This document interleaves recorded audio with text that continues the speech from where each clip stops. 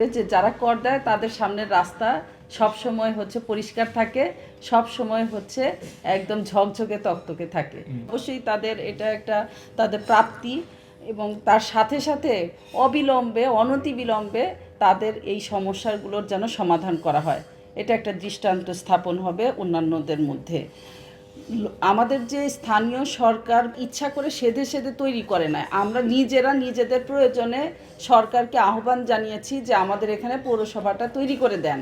কারণ আমরা মনে করছি যে আমরা সুনাগরিক, আমাদের নাগরিক সুবিধা মানে নীতিমালা বা আইন বিধি এগুলো যদি আমরা দেখি তাহলে আমাদের কিন্তু পৌরসভাগুলো নিজেদের আয়ই চলার কথা। এখানে অনেকে বলেছেন বিষয়টা যে আমরা নিজেরা আয় করব এবং নিজেদের আয় দিয়ে আমরা আমাদের সমস্ত নাগরিকের যে নাগরিক সুবিধাগুলো আছে, তারা যেই চাহিদাগুলো আছে সেইগুলো কিন্তু আমরা এগুলো নিরসন করব।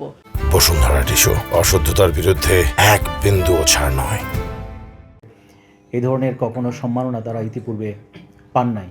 তারা বহু বছর ধরে পৌরকর দিয়ে আসছেন নিয়মিত, কখনোই বরখেলাপ হয় নাই, খেলাপি হন নাই, নিয়মিত দিয়ে আসেন, কিন্তু কখনোই এই ধরনের সম্মাননা তারা পান নাই।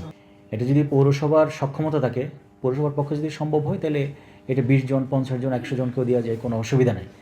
আমাদের সকল পৌর করদাতাই আমাদের সম্মানিত করদাতা।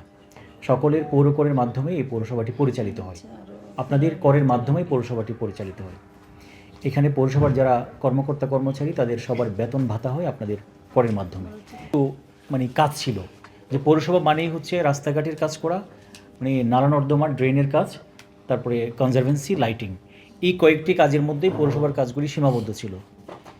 কিন্তু আইনে কিন্তু পৌরসভার আরও অন্যবিধ নানা কাজের উপরে পৌরসভার কাজ আছে, স্বাস্থ্যের উপরে পৌরসভার কাজ আছে, সামাজিক উন্নয়নে পৌরসভার দায়িত্ব আছে, আপনার ক্রীড়া সংস্কৃতি এগুলোর উন্নয়নে পৌরসভার দায়িত্ব আছে। প্লাস পাবে তাদেরকে আমরা একইভাবে সম্মাননা দেব।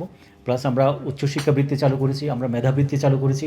আমরা একটা পাবলিক একটা জনগণের জন্য উন্মুক্ত একটা পানির ব্যবস্থা করতে যাচ্ছি। আমরা কাজ করব, আমরা বিভিন্ন ক্রীড়া ক্লাবকে আমরা ক্রীড়া সামগ্রী দিব খুব শীঘ্রই, এই মাসের মধ্যে সেটি হবে। এইটাও কিন্তু আমাদের একটা প্রাপ্য, কারণ আমাদেরকে যদি আমরা আমাদের কর্তব্য পালন করেছি, পৌরসভারও প্রয়োজন কিন্তু ওনাদেরও কর্তব্য পালন করা।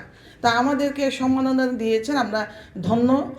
আর আশা করি যারা ভবিষ্যতে আমরা করদাতা আছি এখানে, বিশেষ করে যারা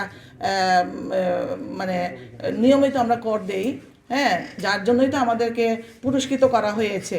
তা আমরা নিয়মিত কর দেওয়ার চেষ্টা করব।